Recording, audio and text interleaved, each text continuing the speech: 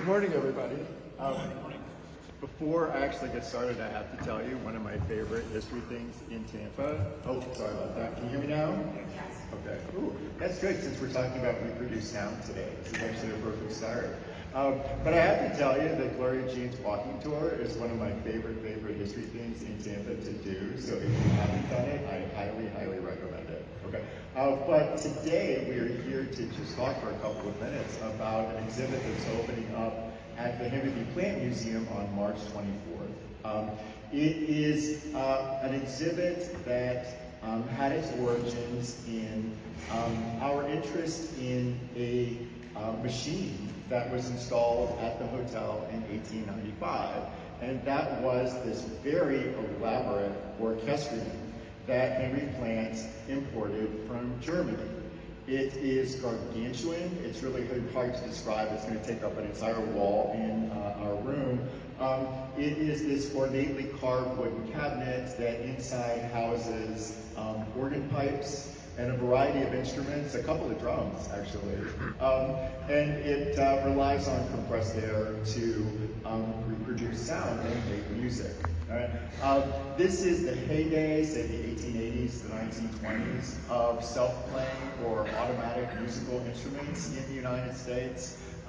They were considered to be these miracles of technology. For most people, something like an orchestrion, Henry Plant, I think for the one in his house, paid $5,000, which back then was an extraordinary amount of money. Generally speaking, the only way that you could see something like this is if you went to a World's Fair.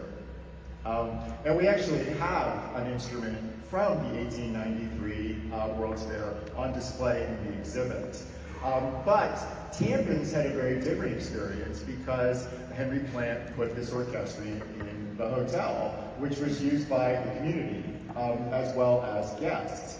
And so it raises an important question. When it was installed, there was a lot of fanfare in Tampa. And there was this claim that it perfectly replicated an entire orchestra or band, meaning that humans were obsolete. And this, I think, is such an important thing for us to be thinking about today, right?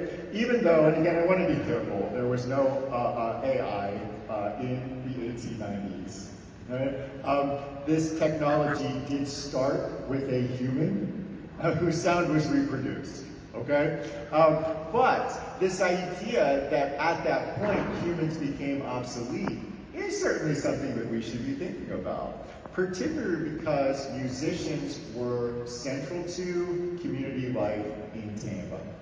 And then the other question that came out of this, because again, this was supposed to be so transformative, is how did it shape popular music? How did it shape popular culture? So these are the questions that we're exploring in the exhibit.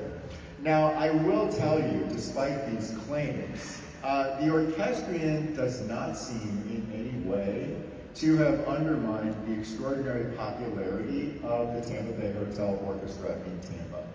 And we have a lot of different stories about the orchestra and their role in the community. They were very popular in the community. I don't have time, but obviously our brief time today to kind of talk about that. I do want to give you one example, just because I think it's fun, and hopefully it will whet your appetite for the exhibit. Some of you may have seen a photo, it's pretty commonly displayed in Tampa, of the Tampa Bay Hotel Orchestra in the 1909 season, when Giovanni Talrico was the conductor of the orchestra. Right? What few people know is that this is actually Steven Tyler's grandfather. So Steven Tyler from Aerosmith. Okay? And what I love about this story is that it is very much a story about family. So he was somebody who came from Calabria in 1898. His father passed away, and so he brought his brothers over.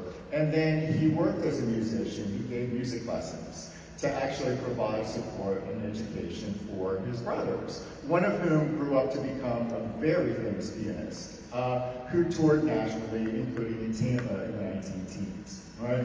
But our focus, obviously, is on the older brother and his tenure here in Tampa. And he was so significant to the community in the context of this moment because he brought in this orchestra that he nurtured. I think he's such an interesting man. He nurtured every person in this orchestra to be a soloist. And so the concerts that took place in the community, you went back and forth between different artists, basically being kind of in the spotlight. And then he also would invite people in the community or people staying at the hotel to join in. So you would have soloists. There's one person we talked about in the exhibit who was a tenor who was staying in the hotel for a long period of time with his mother.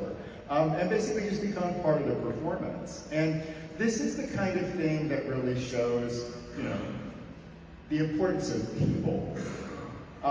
This was something that really brought people together. The orchestrion did not. And so I think it's really interesting. Again, I don't want to discount the significance of this technological revolution, but it doesn't seem in any way to have undermined the actual role that musicians play in the community. Now, the question about popular culture is a little bit more complicated. The interesting thing I find is that things like orchestrions, very elaborate music boxes, that's the other kind of technology that really flourishes in the period, didn't do anything to change people's tastes. The devices tended to already do what was popular, right?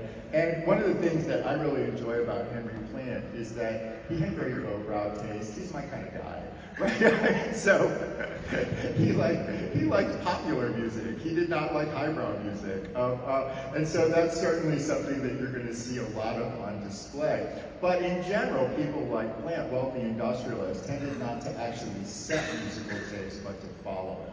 Right? There's a parallel development that we talk about in the exhibit that's closely related to music boxes, and it's one a lot of people here are going to be familiar with, right? I grew up with a record player, right? And of course, we have to look at the significance of phonograph technology, right? Which very closely aligns with music box technology in the period as being the real revolution. And the thing that's so interesting about the phonograph is that what people predicted is the opposite of what happened. Right? Let me give you a really quick example. This will be kind of my last story. So in 1923, there was an organization in Tampa. It actually still exists in some form. It was a women's organization, Friday Morning Musicale. Right? And they would bring different performances to Tampa. And one of the performances that they brought was something that was very, very heavily publicized by a record company, which was a Mozart opera with a cast that essentially came from the Met. Okay? So they brought them here to Tampa, at the Tampa Bay Casino, 2,000 seats, and nobody came. Right? And it really says something interesting about what happened as a result of phonographs.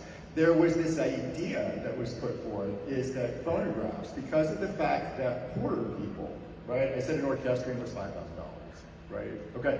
A phonograph was something that an ethnic family in Tampa could buy on installment, on credit, right? So anybody could afford that. So the idea is, okay, well, once they start doing that, they'll be brought into mainstream taste, right? It will elevate them. They'll stop being so ethnic. Right? That's essentially the argument that's being put forth in the context of the time period. What happened was the complete opposite.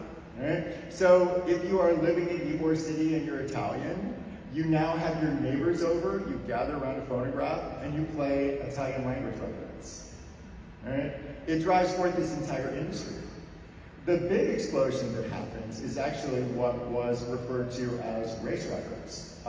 African-American performing artist Mamie Smith in 1920 recorded a song that became Crazy Blues, was the name of it, that became this extraordinary success, and then drives forth this whole kind of label of records that were first marketed through the black newspapers across the United States to African-American consumers. And then they will completely revolutionize popular music as we move forward. And I think this is so interesting. Now, obviously that matters to us locally because the touring circuit that was created by recording artists right, really drives forth the development of Central Avenue to move in the 20s to the 30s to the 40s, right? But all of this happened as a result of technology, which again, doesn't actually undermine, right, musical tradition. It actually kind of like reinforces it, and really kind of allows it to flourish in completely unanticipated ways. So we have a lot of these kinds of stories in the exhibit that play with technology and their impact, right? Where they're expected to have an impact and they don't. Or maybe they're not expected to have an impact and they do. So we hope that you'll come and take a look for yourselves when it opens on March 24th. So let me stop talking so I can talk with you.